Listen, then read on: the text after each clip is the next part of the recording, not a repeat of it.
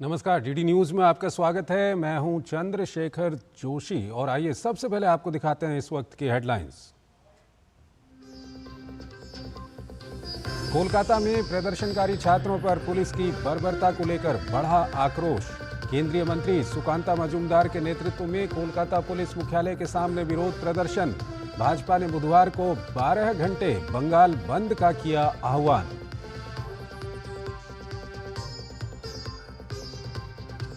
कर्नाटक में एक और घोटाले की आहट। कांग्रेस अध्यक्ष मल्लिकार्जुन खड़गे के बेटे दामाद बेटी के नाम पर आवंटित जमीनों के मामले में घिरी राज्य सरकार। भाजपा ने मुख्यमंत्री सिद्धारमैया से की इस्तीफे की मांग।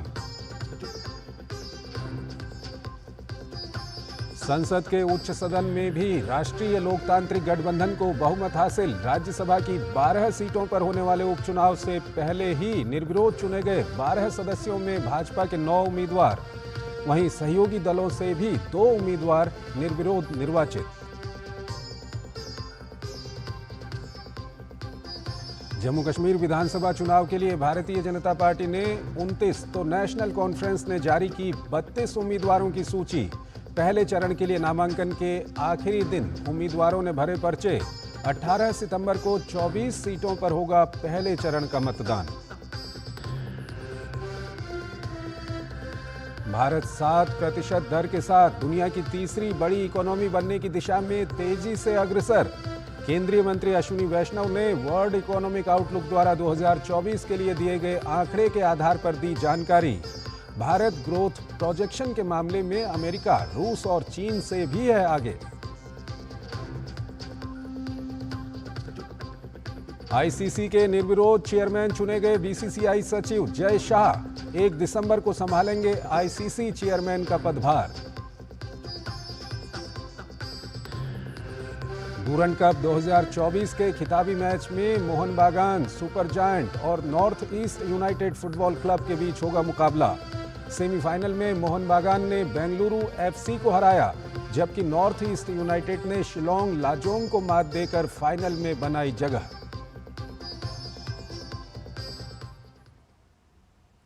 और आइए अब खबरों को विस्तार से देखते हैं। कोलकाता के आरजी कर अस्पताल में महिला डॉक्टर के रेप और हत्या के मामले में दोषियों को सजा देने की मांग को लेकर देश भर में आक्रोश है। विरोध प्रदर्शन और मार्च का सिलसिला थमता नजर नहीं आता। कोलकाता में मंगलवार को नबन्ना मार्च को लेकर तनाव की स्थिति रही। छात्रों पर बंगाल पुलिस के लाठीचार्ज के विरोध में भारतीय जनता पार्टी ने बुधवार को 12 घंटे का बंगाल बंद का आह्वान किया है। इस बीच पश्चिम बंगाल सरकार ने अपने कर्मचारियों को 28 अगस्त को अपने अपने दफ्तरों में उपस्थित रहने का आदेश जारी किया है और कहा कि कोई छुट्टी नहीं दी जाएगी।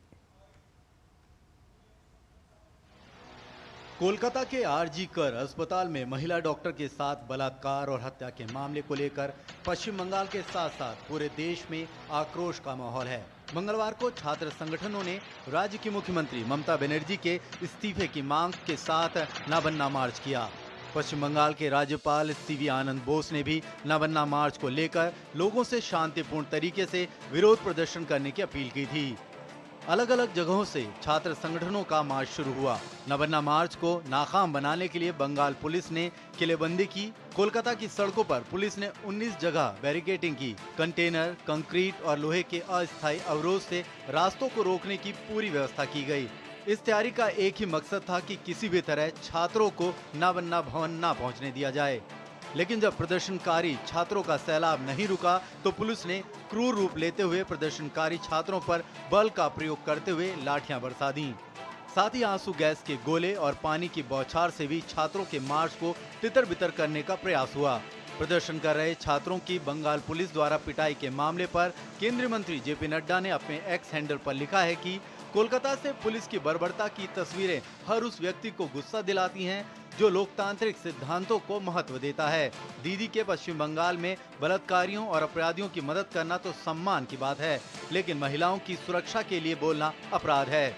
छात्रों पर बंगाल पुलिस ने लाठीचार्ज के विरोध में भारतीय जनता पार्टी ने बुधवार को 12 घंटे का पश्चिम बंगाल बंद का आह्वान किया।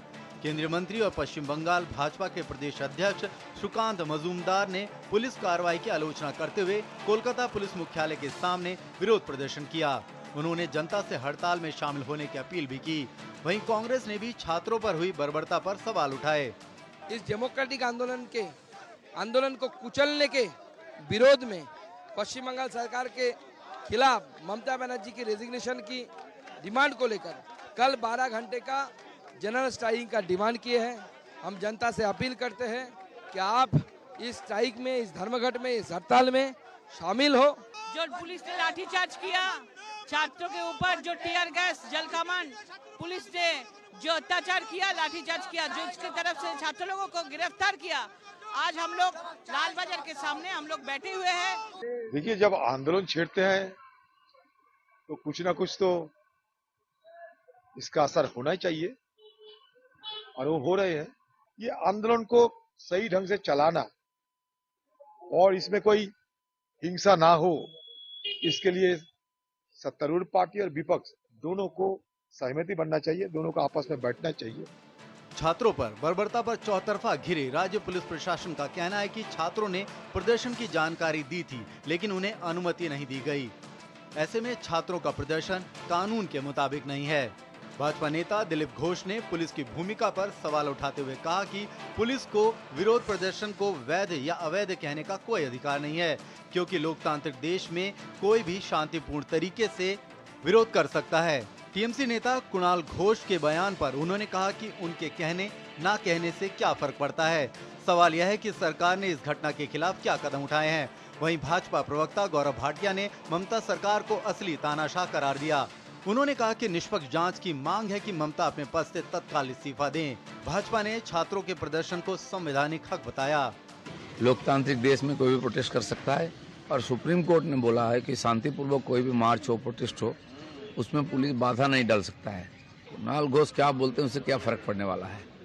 जो घटना हुई है, जिसका विरोध में प्रोटेस्ट हो रहा है, उनका सरकार क्या किया? सरकार वो अपने ऊपर ये अपराध को क्यों ले रहे हैं? उनकी जिम्मेदारी था तुरंत दोषियों को कटघरे में पहुंचाना, कानून के हवाले करना। वो नहीं कर रहे हैं, बचाने का प्रयास कर रहे हैं, तभी गुस्सा बढ़ रहा है, लोग विरोध में उतर रहे हैं। देश में कहीं तानाशाह है तो वो तानाशाह ममता बनर्जी हैं। आरजी कर मेडिकल कॉलेज में जिस तरह से एक जघन्य अपराध होता है, हमारी बहन, उनके साथ उनकी हत्या कर दी जाती है और बलात्कार होता है। ममता बनर्जी बिल्कुल स्पष्टता से एक स्टैंड लेती हैं कि वो आरोपियों के साथ खड़ी रहेंगी, उनको संरक्षण देंगी। उत्तर प्रदेश की राजधानी लखनऊ के जीपीओ पर स्थित गांधी प्रतिमा पर विभिन्न सामाजिक संगठनों ने कोलकाता में हुई महिला डॉक्टर के साथ दरिंदगी के विरोध में धरना प्रदर्शन किया और ममता बनर्जी और बंगाल सरकार का पुतला फूंका। भाजपा नेता और सामाजिक कार्यकर्ता अपर्णा यादव के आह्वान पर किए गए इस प्रदर्शन में स्कूली छात्रों के द्वारा एक नाट्य भी प्रस्तुत किया गया। अपर्णा यादव ने कहा कि यह लड़ाई तब तक जारी रहेगी जब तक दोषियों को सजा नहीं मिलती। न्याय की गुहार लगा रहे हैं। जो भी आदमी उनसे बात कर रहा है, उनकी एक ही शब्द है कि हमें न्याय चाहिए, वी वांट जस्टिस।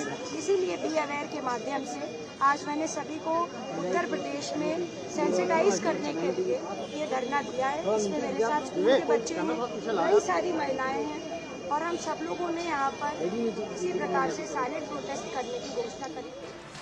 भाजपा के राष्ट्रीय महासचिव बीएल संतोष ने आरजी कर मेडिकल कॉलेज कांड और ऑल इंडिया तृणमूल कांग्रेस के बीच संबंध की आशंका जताते हुए अपने एक्स हैंडल पर लिखा है कि आरजी कर मेडिकल कॉलेज के पूर्व प्रिंसिपल डॉक्टर संजय घोष को ऑल इंडिया तृणमूल कांग्रेस के बारे में कौन सा बड़ा राज पता है कि कोलकाता बलात्कार और हत्या के मामले में पूरा नेतृत्व उन्हें बचाने के लिए हर संभव कोशिश कर रहा है।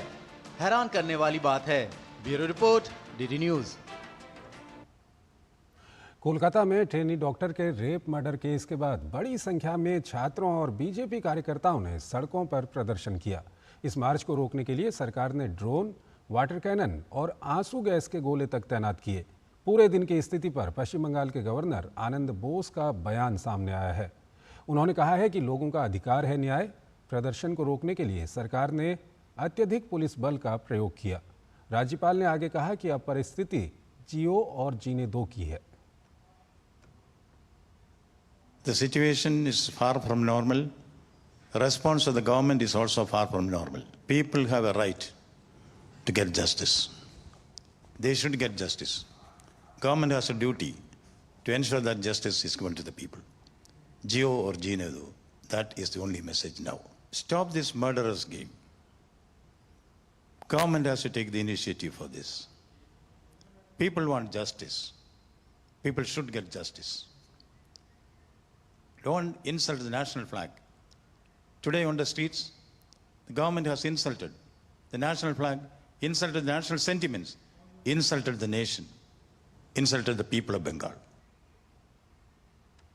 कर्नाटक में भूमि आवंटन को लेकर एक नया विवाद छिड़ गया है। बीजेपी ने मार्च 2024 में कांग्रेस अध्यक्ष मल्लिकार्जुन खड़गे के परिवार द्वारा संचालित ट्रस्ट को कर्नाटक औद्योगिक क्षेत्र विकास बोर्ड की साइट दिए जाने पर सवाल उठाए हैं। ये पूरा विवाद 5 एकड़ जमीन को लेकर है। भारतीय जनता पार्टी ने इस आवंटन पर गंभीर सवाल उठाए हैं। उनका कहना है कि जमीन आवंटन में भ्रष्टाचार किया गया है।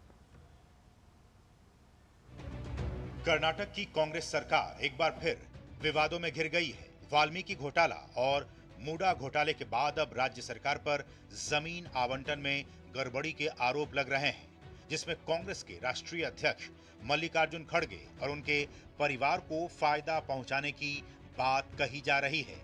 इस पूरे घटनाक्रम को लेकर भाजपा एक बार फिर कांग्रेस पर हमलावर है। मंगलवार को प्रेस को संबोधित करते हुए भाजपा प्रवक्ता गौरव भाटिया ने कहा कि मल्लिकार्जुन खड़गे के परिवार के एक ट्रस्ट को कर्नाटक औद्योगिक विकास बोर्ड ने 5 एकड़ जमीन बेंगलुरु के हाईटेक डिफेंस एरोस्पेस पार्क में दी गई है, जबकि ये जमीन एससी कोटे के तहत नागरिक सुविधाओं के लिए आरक्षित थी और ये नियमों के खिलाफ है। उन्होंने इस पूरे मामले को लेकर कांग्रेस अध्यक्ष मल्लिकार्जुन खड़गे, उनके मंत्री बेटे प्रियंक खड़गे और राज्य के मुख्यमंत्री सिद्धारमैया के इस्तीफे की मांग की है। हाईटेक डिफेंस एरोस्पेस पार्क है और इस पार्क में अलॉटमेंट होने थे वहां की जनता के लिए, जो एंटरप्रेन्योर्स हैं उनके लिए। लेकिन मल्लिकार्जुन खड़गे जी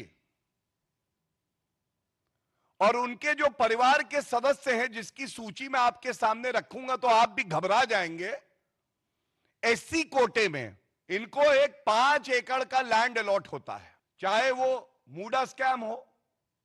और इसके अलावा हमने देखा किस तरह से वाल्मीकि डेवलपमेंट कॉर्पोरेशन स्कैम, उसमें भी घोटाला हुआ और अब ये तीसरा स्कैम। घोटालेबाज मुख्यमंत्री सिद्धारमैया, तुरंत कुर्सी खाली करो। वहीं कर्नाटक भाजपा अध्यक्ष बीवाई विजयेंद्र ने कहा है कि हम पिछले कुछ महीनों से इस भ्रष्ट सरकार के खिलाफ लड़ाई लड़ रहे हैं। In Moda, Mysore Urban Development Authority scam, Chief Minister family is a beneficiary. All the norms has been floated, has been violated, and Chief Minister wife has been benefited by the allotment of 14 sites, and sites worth more than 5,000 crores has been looted by the Congress government in the same Moda. So we have been demanding resignation of Chief Minister. इस मामले को लेकर कर्नाटक सरकार में उद्योग मंत्री MB Patil ने कहा है कि ट्रस्ट को एरोस्पेस पार्क में नियमों के मुताबिक भूमि का आवंटन किया गया है। इसमें नियमों का कोई उल्लंघन नहीं किया गया है। There is no incentive, there is no concession. They have given, it has been allocated at the price prescribed for everyone. No question of malpractice, man. It's 200% legal and there is no concession. Okay, and SC/ST community, we have reserved 24.1% without concession. दरअसल इस पूरे मामले को लेकर Bharatiya Janata party के राज्यसभा सांसद लहर सिंह सिरोया ने गंभीर सवाल उठाए हैं। उनका कहना है कि जमीन आवंटन में भ्रष्टाचार किया गया है। सिरोया ने बयान में कहा कि सिद्धार्थ विहार ट्रस्ट को कर्नाटक औद्योगिक क्षेत्र विकास बोर्ड द्वारा नागरिक सुविधाओं के लिए जमीन आवंटित की गई। कुल 45.94 एकड़ में से एक हिस्सा आवंटित किया गया है। ट्रस्टियों में मल्लिकार्जुन खड़गे, उनकी पत्नी राधाबाई खड़गे, दामाद राधाकृष्ण डोडामणि और बेटे प्रियांक खड़गे शामिल हैं। सिरोया ने यह भी सवाल किया कि उद्योग मंत्री एमबी पाटिल ने मार्च 2024 में इस आवंटन के लिए सहमति कैसे दी। ये जमीन एरोस्पेस पार्क में नागरिक सुविधाओं के लिए थी, जो कि अनुसूचित जाति के कोटे के तहत आवंटित की जाती है। उन्होंने आरोप लगाया कि कई योग्य आवेदकों को नजरअंदाज किया गया है। इस प्रक्रिया में अनियमितताएं हो सकती हैं। उनका कहना है कि इस मामले में भाई भतीजावाद और सत्ता का दुरुपयोग शामिल हो सकता है। कुल मिलाकर इस विवाद ने कर्नाटक की राजनीति को एक बार फिर गर्म कर दिया है, जहां आरोप प्रत्यारोप का दौर फिलहाल जारी है। Bureau report, DD news. Chhattisgarh Mahadev सट्टा ऐप मामला एक बार फिर से सुर्खियों में है। छत्तीसगढ़ सरकार ने महादेव बेटिंग ऐप सट्टा मामले में बड़ा कदम उठाया है। सरकार ने इस मामले की जांच को आधिकारिक रूप से केंद्रीय जांच ब्यूरो को स्थानांतरित कर दिया है। महादेव सट्टा ऐप को लेकर कुल 70 केस दर्ज हैं। भारत@7 में ये रिपोर्ट हमने आपको दिखाई थी। एक बार फिर इस रिपोर्ट को आपको दिखा रहे हैं। छत्तीसगढ़ महादेव सट्टा ऐप मामला एक बार फिर से सुर्खियों में है। छत्तीसगढ़ सरकार ने महादेव बैटिंग ऐप सट्टा मामले में बड़ा कदम उठाते हुए मामले की जांच को केंद्रीय जांच ब्यूरो को स्थानांतरित कर दिया है। महादेव सट्टा ऐप को लेकर कुल 70 केस दर्ज हैं। पूर्ववर्ती कांग्रेस सरकार के दौरान अक्टूबर 2022 में प्रवर्तन निदेशालय ने महादेव सट्टा ऐप मामले की जांच शुरू की थी। दुर्ग, रायपुर और बिलासपुर पुलिस ने एफआईआर दर्ज की थी। इन्हीं प्रकरणों के आधार पर ईडी ने मनी लॉन्ड्रिंग का केस दर्ज कर जांच को आगे बढ़ाया था। रायपुर में जनवरी 2024 से अब तक 80 आरोपियों को गिरफ्तार किया जा चुका है। प्रदेश भर में यह आंकड़ा करीब 600 है। इसी तरह छत्तीसगढ़ के अलावा दूसरे राज्यों में भी पुलिस ने एफआईआर दर्ज करके कार्रवाई की है। छत्तीसगढ़ के मुख्यमंत्री विष्णुदेव साय ने कहा है, पिछले 5 सालों में जो भ्रष्टाचार हुआ है, उन भ्रष्टाचारियों के खिलाफ कार्रवाई हो रही है।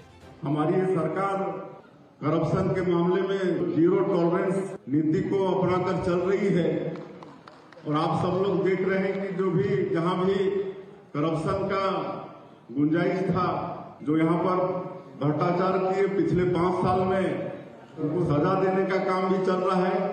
चाहे वो आबकारी घोटाला हो, शराब घोटाला हो, चाहे कोयला घोटाला हो, चाहे डीलवेब का घोटाला हो, चाहे महादेव ऐप का घोटाला हो।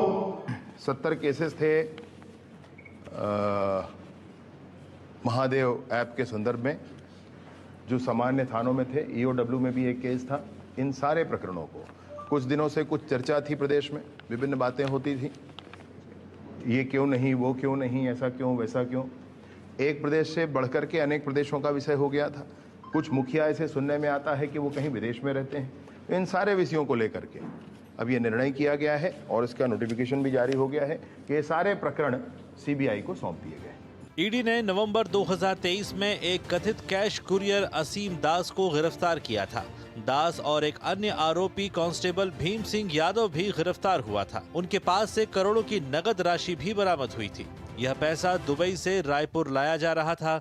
एक प्रोमोटर ने वीडियो प्रसारित कर तत्कालीन मुख्यमंत्री बघेल पर लगभग 508 करोड़ रुपए का भुगतान करने का आरोप भी लगाया था।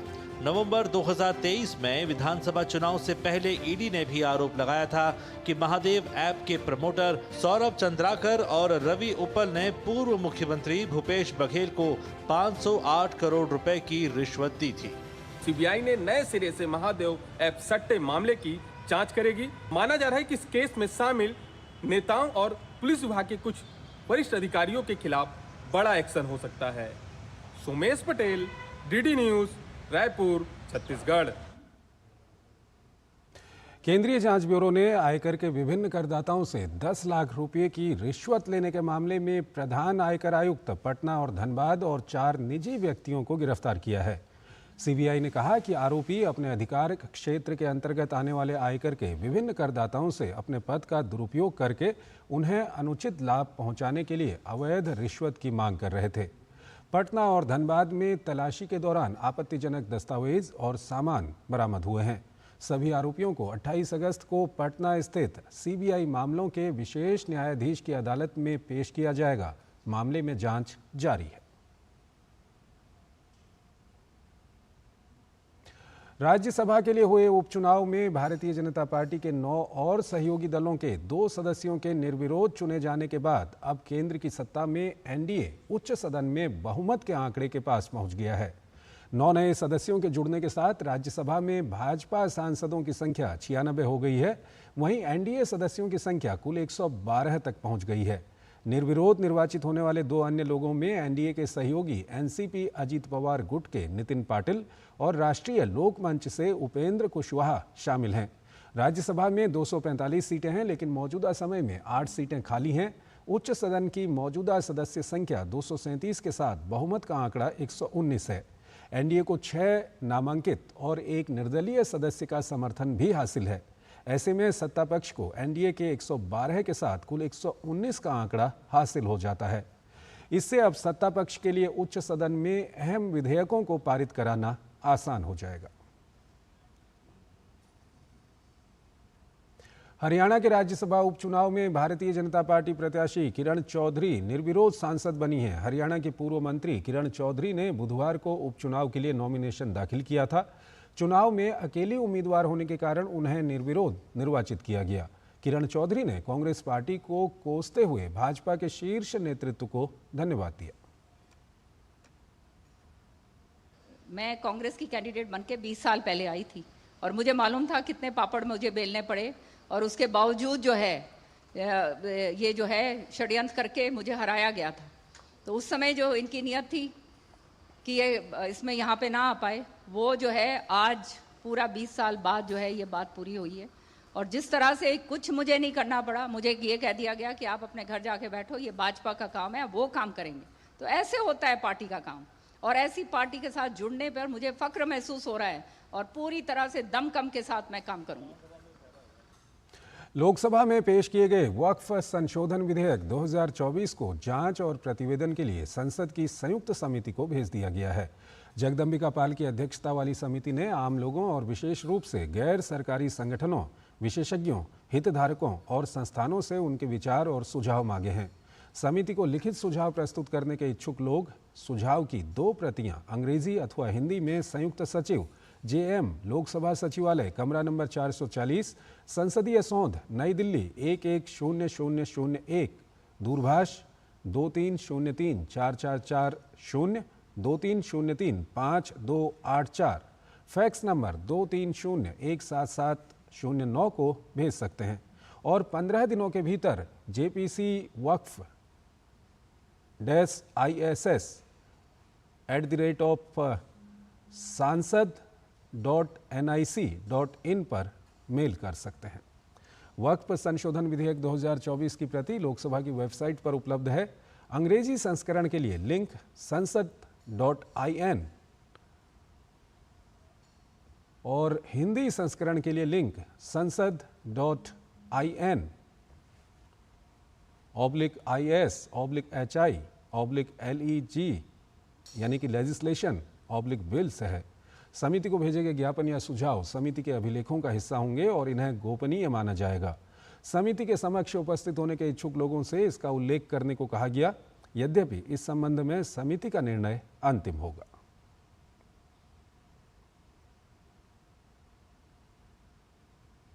राष्ट्रीय टास्क फोर्स की पहली बैठक कैबिनेट सचिव की अध्यक्षता में मंगलवार को आयोजित की गई। बैठक में चिकित्सा पेशेवरों की सुरक्षा को लेकर विभिन्न मुद्दों पर चर्चा की गई।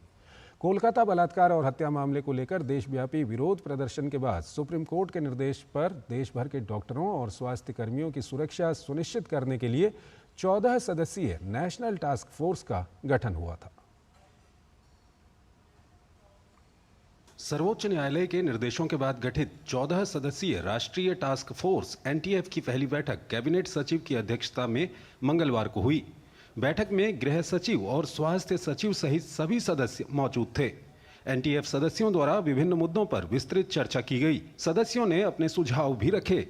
इस दौरान सदस्यों ने बताया कि विभिन्न हितधारकों ने उनसे सीधा संपर्क किया और उन्हें लगभग 300 से 400 सुझाव प्राप्त हुए। स्वास्थ्य मंत्रालय द्वारा आम लोगों और विभिन्न हितधारकों से सुझाव प्राप्त करने के लिए एक राष्ट्रीय पोर्टल बनाया गया है, जिसका लिंक स्वास्थ्य मंत्रालय की वेबसाइट पर उपलब्ध है। इसका शीर्षक NTF को सुझाव है। इसका लिंक serviceonline.gov.in ये आज से चालू हो गया है। केंद्रीय स्वास्थ्य मंत्रालय द्वारा पोर्टल पर प्राप्त सुझावों को एनटीएफ के सामने रखा जाएगा। स्वास्थ्य सचिव एनटीएफ सदस्यों और प्रमुख हितधारकों के साथ व्यापक विचार विमर्श करेंगे। वहीं राज्यों से राज्य के चिकित्सा संस्थानों में उपलब्ध सुरक्षा उपायों के बारे में जानकारी मांगी गई। इसके लिए राज्यों के साथ एक गूगल शीट साझा की गई। चिकित्सा पेशेवरों की सुरक्षा के संबंध में अल्पकालिक उपायों पर चर्चा करने के लिए 28 अगस्त को राज्यों के मुख्य सचिवों और डीजीपी के साथ वीडियो कॉन्फ्रेंसिंग के माध्यम से एक बैठक आयोजित की जाएगी। इसकी सह अध्यक्षता केंद्रीय गृह सचिव और केंद्रीय स्वास्थ्य सचिव करेंगे। Bureau report, DD news.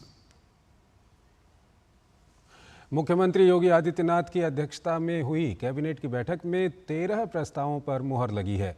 Cabinet ने जल जीवन मिशन के तहत ग्रामीण क्षेत्रों में पाइप पेयजल आपूर्ति योजना संचालन के लिए अनुरक्षण नीति 2024 को मंजूरी दी है। इसके तहत जिन गांवों में काम पूरा हो चुका है उसके रखरखाव के लिए अनुरक्षण नीति लाई जा रही है। जल जीवन मिशन के अंतर्गत संचालित पाइप पेयजल योजना में पूर्व से उत्तर प्रदेश जल निगम ग्रामीण द्वारा संचालित एवं अनुरक्षित पाइप पेयजल योजना के संचालन एवं अनुरक्षण हेतु अपेक्षित बजटीय व्यवस्था राज्य वित्त आयोग राज्य बजट से कराया जाना प्रस्तावित किया गया है। उक्त के दृष्टिगत पूर्व से निर्गत उत्तर प्रदेश के ग्रामीण क्षेत्रों में पेयजल पाइप जलापूर्ति योजना के लिए संचालन हेतु अनुरक्षण नीति 2015 के स्थान पर उत्तर प्रदेश के ग्रामीण क्षेत्रों में पाइप पेयजल योजना के संचालन एवं अनुरक्षण नीति 2024 के प्राख्यान पर माननीय मंत्रिपरिषद का आज अनुमोदन अपेक्षित था, वो अनुमोदन हो गया। इसके अलावा उत्तर प्रदेश राज्य पर्यटन विभाग के पर्यटक आवास गृहों हेतु निजी प्रबंधन पर चल रहे आवास गृहों को 15+15 यानी कि 15 और 15 कुल 30 वर्ष की लीज पर दिए जाने के प्रस्ताव को भी कैबिनेट ने मंजूरी दी है।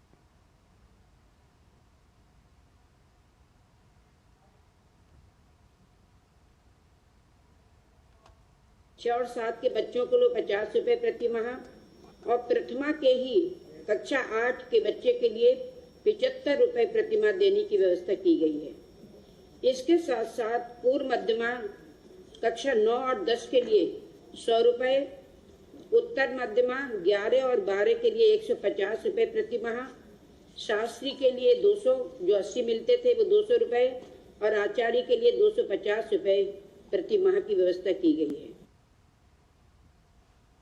कैबिनेट ने संस्कृत छात्रों की छात्रवृत्ति में बढ़ोतरी के संबंध में प्रस्ताव को मंजूरी दी है। ये वृद्धि 24 साल बाद की जा रही है।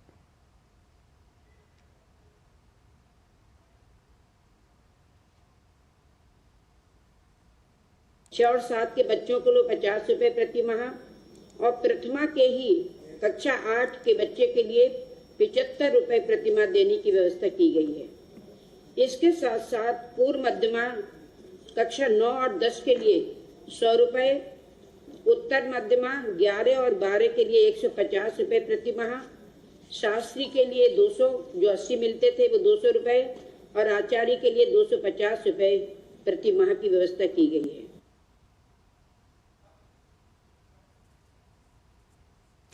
जम्मू कश्मीर में चुनाव को लेकर लगातार राजनीतिक सरगर्मी बढ़ती जा रही है। पहले चरण के लिए नामांकन के आखिरी दिन 24 सीटों के लिए अलग अलग राजनीतिक दलों के 279 उम्मीदवारों ने पर्चे दाखिल किए। नामांकन पत्रों की जांच 28 अगस्त को होगी। नामांकन 30 अगस्त से पहले वापस लिए जा सकेंगे।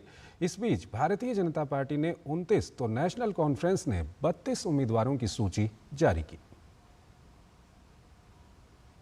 आर्टिकल 370 हटने के बाद पहली बार चुनाव का गवाह बनने जा रहे जम्मू कश्मीर में लोकतंत्र के महापर्व का उत्साह तेजी से बढ़ता जा रहा है। राज्य की 90 सीटों में 3 चरणों में होने जा रहे चुनाव के पहले चरण की 24 सीटों के लिए मंगलवार को नामांकन का आखिरी दिन था। आखिरी दिन अलग अलग दल के उम्मीदवार अपने समर्थकों के साथ नामांकन दाखिल करने पहुंचे। श्री गुफवारा बिजबेहरा विधानसभा क्षेत्र से भाजपा उम्मीदवार सोफी यूसुफ ने अपना पर्चा दाखिल किया। उन्होंने जीत का दावा करते हुए कहा कि 2024 के बाद से प्रधानमंत्री मोदी के नेतृत्व में जम्मू कश्मीर को आजादी मिली है और लोग प्रधानमंत्री मोदी और उनके काम को पसंद करने लगे हैं। खुशी हुई कि आज जो बिजबेहरा कॉन्स्टिट्यूंसी के बहनों का, बेटियों का, भाइयों का, बुजुर्गों का प्यार मैंने देखा। इस बार भारतीय जनता पार्टी का कमल बिजबेहरा कॉन्स्टिट्यूंसी से खिलेगा। लोगों का बहुत ज्यादा प्यार मिल रहा है, तो ये मुझे लगता है कि ये प्यार जो है वोट में भी तब्दील होगा। बिजबेहरा सीट से पीडीपी उम्मीदवार इल्तिजा मुफ्ती ने भी अपना नामांकन दाखिल किया और इस दौरान पार्टी प्रमुख महबूबा मुफ्ती भी उनके साथ रहीं। वहीं रामबन की बनिहाल सीट से भाजपा उम्मीदवार सलीम भट्ट ने और कांग्रेस उम्मीदवार विकार रसूल वानी ने भी नामांकन दाखिल किया। वानी ने कहा कि कांग्रेस और नेशनल कॉन्फ्रेंस गठबंधन का मकसद बीजेपी को हराना है। कांग्रेस पार्टी ने जो अलायंस का हाथ बढ़ाया नेशनल कॉन्फ्रेंस के साथ, वो एक बड़े नजरिया को लेके बढ़ाया है। जो यहाँ पे परेशानियां लोगों को है, प्रॉब्लम्स है, तो हमने सोचा एक ताकतवर तरीके से हम इलेक्शन पूरी स्टेट में लड़ेंगे। वहीं अब राज्य में सभी दल तेजी से उम्मीदवारों के नाम तय करने में जुट गए हैं। भारतीय जनता पार्टी ने मंगलवार को विधानसभा चुनाव के लिए तीसरी सूची जारी कर 29 और उम्मीदवारों के नाम घोषित किए। इससे पहले भाजपा 16 उम्मीदवारों के नाम का ऐलान कर चुकी है। वहीं JKNC यानी जम्मू कश्मीर नेशनल कॉन्फ्रेंस ने भी अपने 32 उम्मीदवारों के नाम की घोषणा की। मुख्य चेहरों की बात करें तो उमर अब्दुल्ला गंदेरबल से और तनवीर सादिक जदीबल से चुनाव लड़ेंगे। इन सब के बीच कांग्रेस और नेशनल कॉन्फ्रेंस के गठबंधन पर भारतीय जनता पार्टी हमलावर है।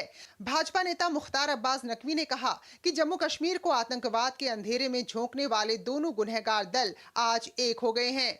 उन्होंने कहा कि जम्मू कश्मीर में आज की स्थिति विकास और विश्वास को दर्शाती है और जो भी माहौल को खराब करने का प्रयास करेगा उसे सफलता नहीं मिलेगी। माहौल तो जरूर बदला है। वहाँ पर जो है विकास और विश्वास के प्रति माहौल हुआ है। वहाँ पर जो है अब दो जो है वो पहचान नहीं है, निशान नहीं है। वहाँ पर एक विधान है और एक निशान है। इसलिए जो है ये माहौल बदला है और अगर आप कोशिश करेंगे माहौल को ख़राब करने की तो आपको उसमें सफलता नहीं मिलेगी। जम्मू कश्मीर चुनाव को लेकर जहां राजनीतिक दल अपने गुणा भाग में लगे हैं, वहीं चुनाव आयोग चुनाव में लोगों की भागीदारी बढ़ाने के लिए लगातार जागरूकता फैला रहा है। राज्य में व्यवस्थित मतदाता शिक्षा और चुनावी भागीदारी अभियान के अंतर्गत मतदाताओं को जागरूक करने के लिए रियासी में एक जीवंत मेहंदी प्रतियोगिता का आयोजन किया गया। कुल मिलाकर इस वक्त जम्मू कश्मीर में चुनाव को लेकर सियासी दलों के साथ आम जन में जो उत्साह नजर आ रहा है, वो राज्य में एक मजबूत लोकतंत्र की तस्दीक करता है। Bureau report, DD news. Haryana और जम्मू कश्मीर विधानसभा चुनाव के बीच बसपा की राष्ट्रीय कार्यकारिणी की बैठक उत्तर प्रदेश की राजधानी लखनऊ में हुई। एक बार फिर से बसपा सुप्रीमो मायावती राष्ट्रीय अध्यक्ष चुनी गई। राष्ट्रीय कार्यकारिणी की बैठक में आगामी चुनावों की तैयारी पर चर्चा हुई।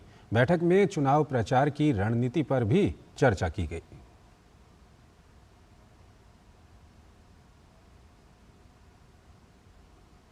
2 सितंबर से भारतीय जनता पार्टी का राष्ट्रीय सदस्यता अभियान शुरू होगा। भाजपा के राष्ट्रीय महासचिव विनोद तावड़े ने बताया कि 2 से 25 सितंबर तक सदस्यता का पहला चरण चलेगा।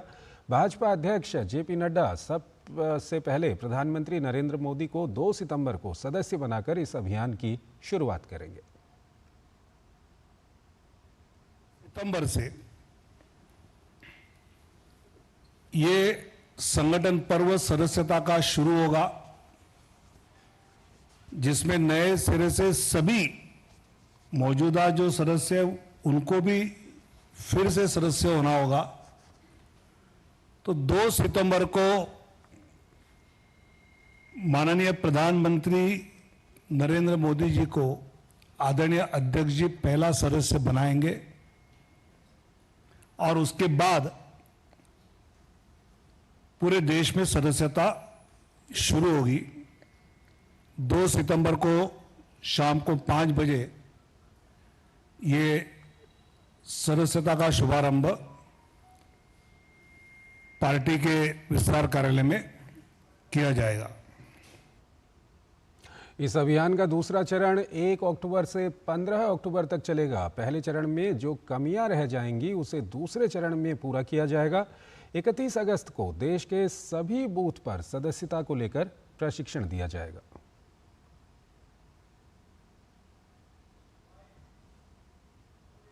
पहले चरण की सदस्यता का विश्लेषण करने के बाद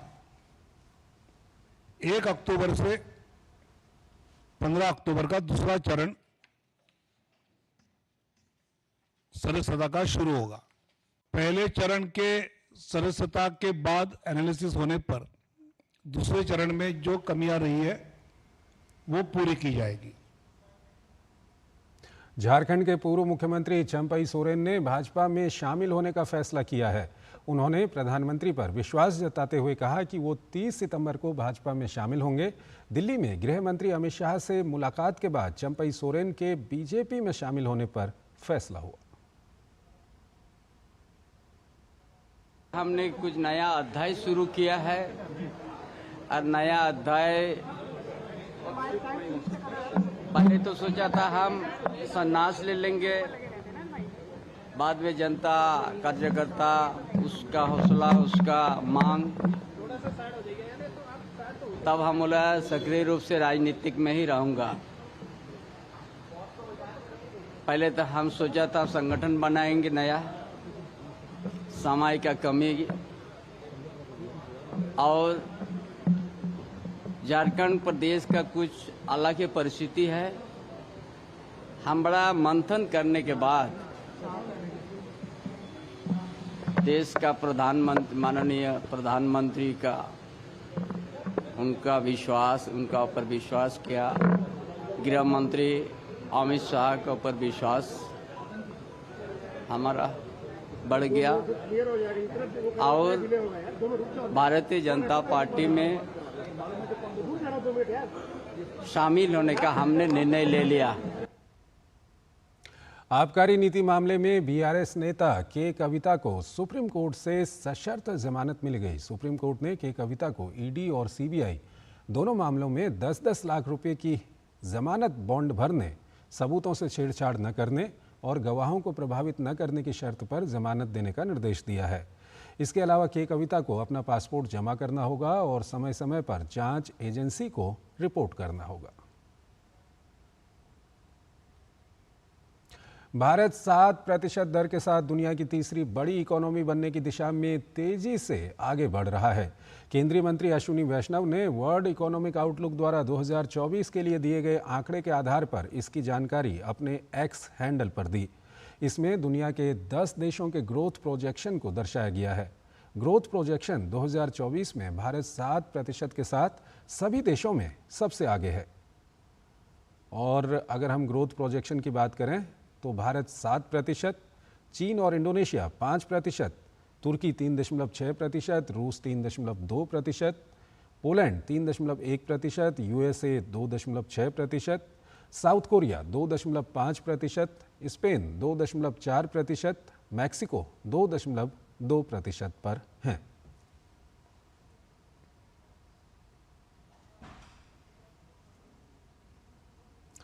राष्ट्रीय पाठ्यचर्या रूपरेखा और विद्यालयीय शिक्षा इस विषय पर जीवा पब्लिक स्कूल फरीदाबाद में एक दिवसीय राष्ट्रीय संगोष्ठी का आयोजन हुआ, जहां देश के जाने माने शिक्षाविदों और विचारकों की उपस्थिति रही। यहां भारतीय ज्ञान परंपरा से जुड़े अध्ययन की आवश्यकता को राष्ट्रीय शिक्षा नीति द्वारा विद्यालयीय शैक्षिक अवधि में व्यापकता से क्रियान्वित करने की बात कही गई।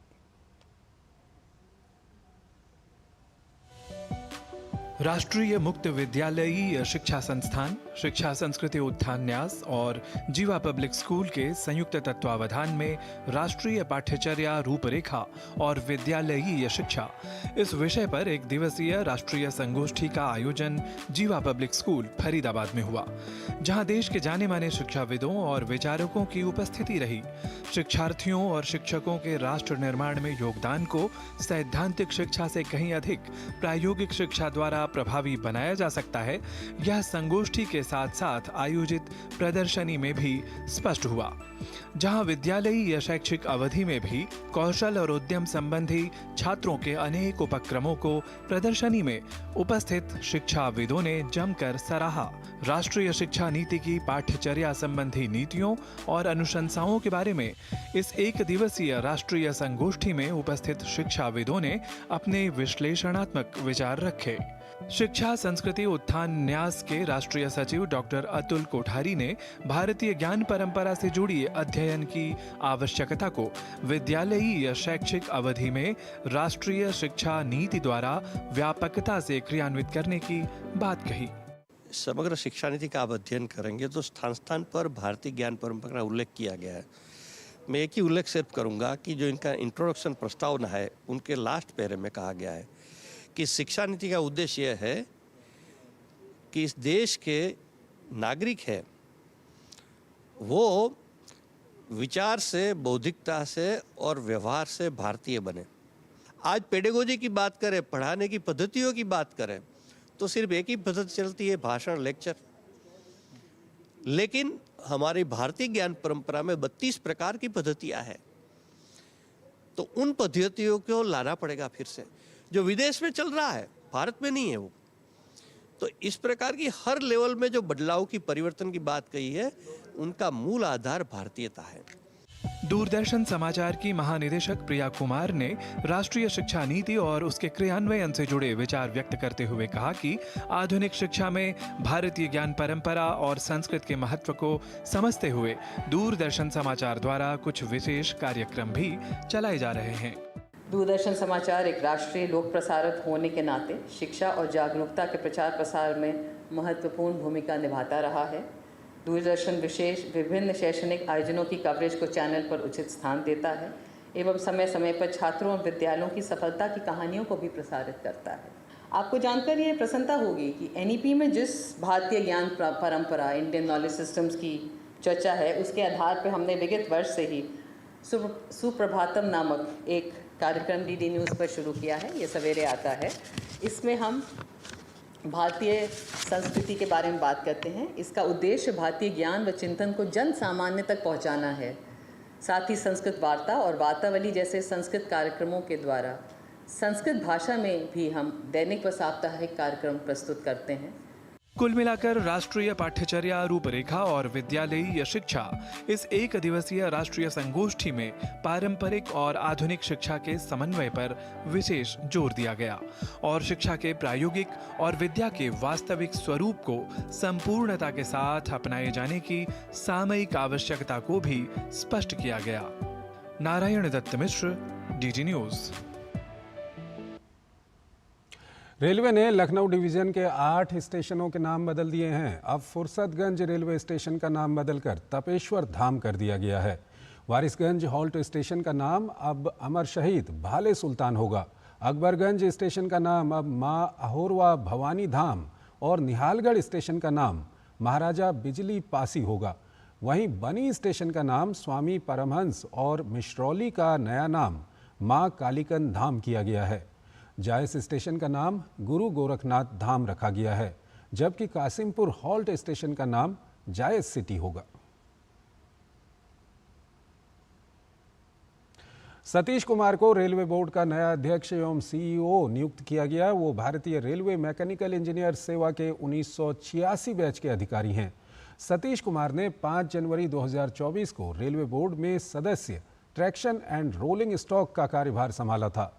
MTRS रेलवे बोर्ड में शामिल होने से पहले वो उत्तर मध्य रेलवे प्रयागराज में महाप्रबंधक के रूप में काम कर चुके हैं। सतीश कुमार ने 1996 में UNDP कार्यक्रम के तहत कुल गुणवत्ता प्रबंधन में प्रशिक्षण लिया था और वो अपने करियर में कई परियोजनाओं की देखरेख कर चुके हैं। भारतीय पुलिस सेवा के वरिष्ठ अधिकारी B श्रीनिवासन को राष्ट्रीय सुरक्षा गार्ड NSG का महानिदेशक नियुक्त किया गया है। गृह मंत्रालय ने उनकी नियुक्ति का प्रस्ताव भेजा था, जिसे कैबिनेट कमेटी ने मंजूरी दे दी है। सरकार ने उनकी नियुक्ति के संबंध में आदेश जारी कर दिए हैं। प्रधानमंत्री नरेंद्र मोदी ने रूसी राष्ट्रपति पुतिन से बात की। पीएम मोदी ने सोशल मीडिया प्लेटफॉर्म X पर पोस्ट साझा कर बताया कि आज राष्ट्रपति पुतिन से बात हुई। विशेष और विशेषाधिकार प्राप्त रणनीतिक साझेदारी को और मजबूत करने के उपायों पर चर्चा की गई। रूस यूक्रेन संघर्ष और यूक्रेन की हालिया यात्रा पर मेरे सुझाव पर विचारों का आदान प्रदान हुआ। संघर्ष के शीघ्र, स्थायी और शांतिपूर्ण समाधान का समर्थन करने के लिए भारत की दृढ़ प्रतिबद्धता दोहराई गई। नई दिल्ली में 9वीं भारत ब्राजील संयुक्त आयोग की बैठक आयोजित की गई है। बैठक में विदेश मंत्री डॉक्टर एस जयशंकर ने ब्राजील के विदेश मंत्री मौरो विएरा के साथ द्विपक्षीय बैठक और प्रतिनिधिमंडल स्तर की वार्ता की। इस मौके पर विदेश मंत्री डॉक्टर एस जयशंकर ने कहा कि पिछले कुछ वर्षों में दोनों देशों के बीच संबंध गहरे और विविधतापूर्ण हुए हैं, जो रक्षा, अंतरिक्ष, सुरक्षा, व्यापार, निवेश, तेल और प्राकृतिक गैस, जैव ईंधन, कृषि, पशुपालन, खाद्य प्रसंस्करण, चिकित्सा, विज्ञान, प्रौद्योगिकी, संस्कृति और लोगों के बीच संबंधों तक बहुत व्यापक क्षेत्र में फैले हुए हैं।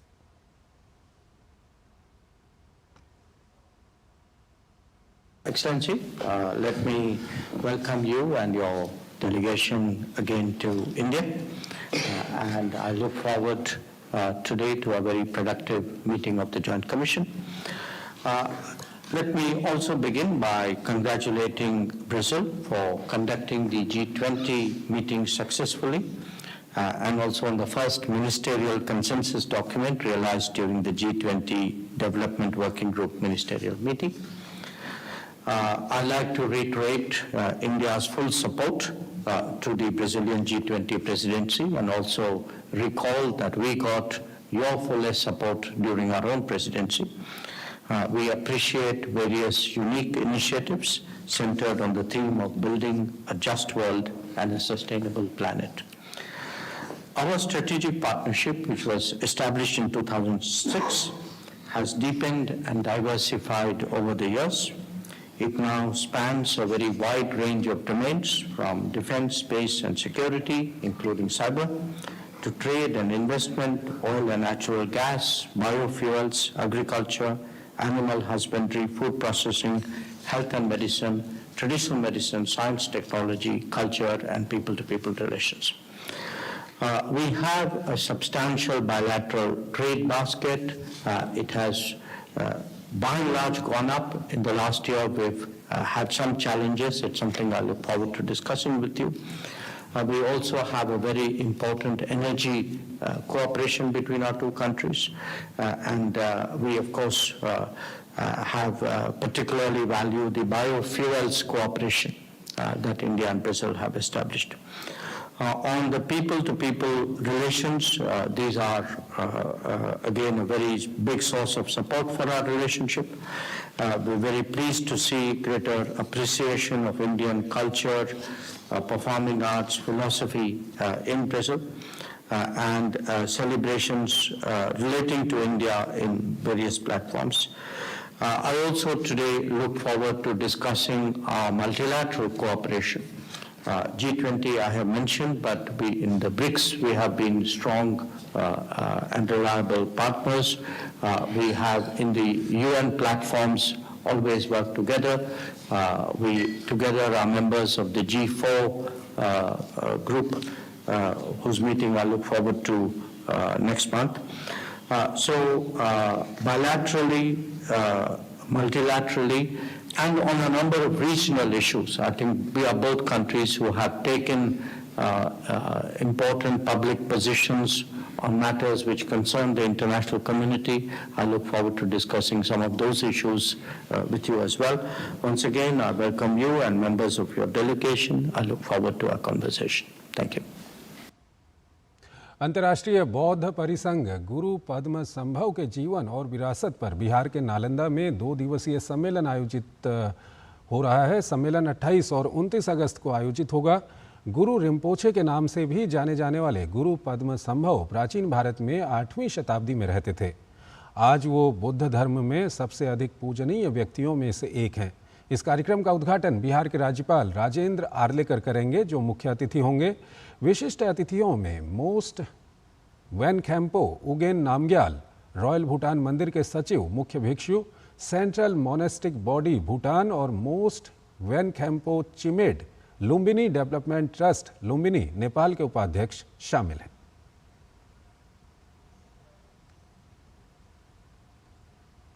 भारत समेत दुनिया के तमाम देशों में हैजा रोग पर रोकथाम के उद्देश्य से भारत बायोटेक इंटरनेशनल लिमिटेड ने ऑरल वैक्सीन लॉन्च की है।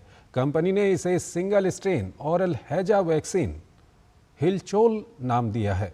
वैक्सीन निर्माता कंपनी ने बताया है कि हिलचोल BBV131 को हैजा से निपटने के लिए हिलमैन लैबोरेटरीज के लाइसेंस के तहत भारत बायोटेक के बैनर तले विकसित किया गया है।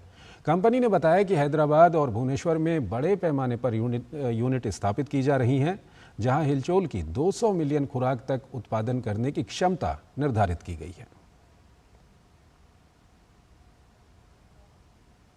This is a second generation Hilcol cholera vaccine. It's a very important for the African continent and also Asian continent. The Asian continent ante mana the Andhra Pradesh, Orissa, West Bengal, Bangladesh, all these areas are highly contaminated with the cholera problem, with diarrhea problem, and they get antibiotic usage so much. So it's a very global problem. Even from Americans who are coming to Africa, they have to take this vaccine preventive when you go outside the continent. For India, the East Coast has to be vaccinated. Everybody should be vaccinated. इस साल खरीफ फसल की बुआई 1065 lakh hectare क्षेत्र पर की गई है। इस अवधि के दौरान 378.04 लाख हेक्टेयर की तुलना में इस वर्ष 394.28 लाख हेक्टेयर क्षेत्र पर चावल की खेती की गई है। 115.55 लाख हेक्टेयर की तुलना में इस वर्ष 122.16 लाख हेक्टेयर पर दलहन की खेती की गई है। इस अवधि के दौरान 177.50 लाख हेक्टेयर की तुलना में इस वर्ष 185.51 लाख हेक्टेयर पर श्री अन्न या मोटे अनाज की खेती की गई है।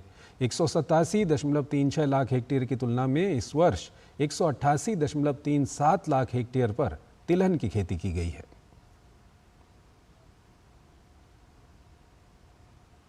भारतीय रिजर्व बैंक RBI लगातार ऐसी पॉलिसी, सिस्टम और प्लेटफॉर्म तैयार करने पर काम कर रहा है जो फाइनेंशियल सेक्टर को मजबूत, जुझारू और कस्टमर फोकस बनाएंगे। आने वाले समय में डिजिटल पेमेंट और ऑनलाइन बैंकिंग में ग्राहकों को और ज़्यादा सुविधाएं मिलेंगी। साथ ही मजबूत डिजिटल सिस्टम से साइबर फ्रॉड के मामलों पर भी लगाम लगेगी। केंद्रीय बैंक की स्थापना के 90 वर्ष पूरे होने के उपलक्ष्य में बेंगलुरु में आयोजित वैश्विक सम्मेलन में कई आर्थिक विषयों पर गंभीर चर्चा और मंथन हुआ। आइए देखते हैं एक रिपोर्ट। भारतीय रिजर्व बैंक वित्तीय क्षेत्र को मजबूत और ग्राहक केंद्रित बनाने के लिए लगातार नई नई नीतियां, सिस्टम और प्लेटफॉर्म तैयार करने में लगा हुआ है। RBI के 90वीं वर्षगांठ के मौके पर बेंगलुरु में आयोजित एक वैश्विक सम्मेलन में रिजर्व बैंक ऑफ इंडिया के गवर्नर शक्तिकांत दास ने RBI के सफर को शानदार बताया। डिजिटल पब्लिक इंफ्रास्ट्रक्चर और उभरती प्रौद्योगिकी विषय पर आयोजित सम्मेलन में दुनिया भर के आर्थिक संस्था से जुड़े लोगों को संबोधित करते हुए उन्होंने कहा कि RBI लगातार अपने सफर को बेहतर बना रहा है। We are celebrating the 90th year of the Reserve Bank of India in the current financial year. This global conference on digital public infrastructure and emerging technologies is among the marquee events that we are organizing to commemorate this significant milestone of the Reserve Bank of India's journey. RBI governor ने digital public infrastructure की जमकर तारीफ की। उन्होंने कहा कि DPI ने भारत को एक दशक में वित्तीय समावेशन हासिल करने में सक्षम बनाया है, वरना इसमें कई साल लग सकते थे। उन्होंने वित्तीय संस्थानों को आर्टिफिशियल इंटेलिजेंस से जुड़े जोखिमों के प्रति सचेत रहने को भी कहा। The important role that digital public infrastructure has played in India's digitalization process and its contribution to inclusivity in Indian society and the economy. India's experience provides an effective digitalization strategy for public authorities, including central banks. RBI जल्द ही ऋण की सुविधा के लिए देश भर में unified landing interface ULI शुरू करने की तैयारी में है। इसके जरिए किसानों और MSME को बिना किसी बाधा के ऋण उपलब्ध हो सकेगा। यह प्लेटफॉर्म विभिन्न राज्यों के भूमि रिकॉर्ड सहित कई डेटा सेवा प्रदाताओं से ऋणदाताओं तक सुगम और सहमति आधारित डिजिटल जानकारी की सुविधा प्रदान करेगा। इससे खास तौर पर छोटे और ग्रामीण क्षेत्रों में कर्ज लेने वाले लोगों को ऋण मंजूरी में लगने वाला समय भी कम होगा। RBI RBI governor Shaktikanta Das ने कहा कि ग्राहक के वित्तीय और गैर वित्तीय डेटा तक पहुंच को डिजिटल बनाकर ईवेलाई से विभिन्न क्षेत्रों में एक विशेष रूप से कृषि और एमएसएमई उधारकर्ताओं के लिए ऋण की बड़ी अधूरी मांग को पूरा करने की उम्मीद है। उन्होंने कहा कि सही समय पर ईवेलाई सिस्टम को लॉन्च किया जाएगा। By digitizing access to customers' financial and non-financial data that otherwise resided in disparate silos, ULI, that is Unified Lending Interface, is expected to cater to large unmet demand for credit across various sectors, particularly for agricultural and MSME borrowers. Based on our experience from the pilot project, a nationwide launch of the ULI will be done in due course. वैश्विक सम्मेलन में central bank digital currency CBDC पर भी मंथन किया गया। हालांकि RBI governor ने कहा कि सीबीडीसी को लागू करने में कोई जल्दीबाजी नहीं होनी चाहिए, क्योंकि उपयोगकर्ताओं, मौद्रिक नीति, वित्तीय प्रणाली और अर्थव्यवस्था पर इसके प्रभाव की व्यापक समझ को जानना जरूरी है।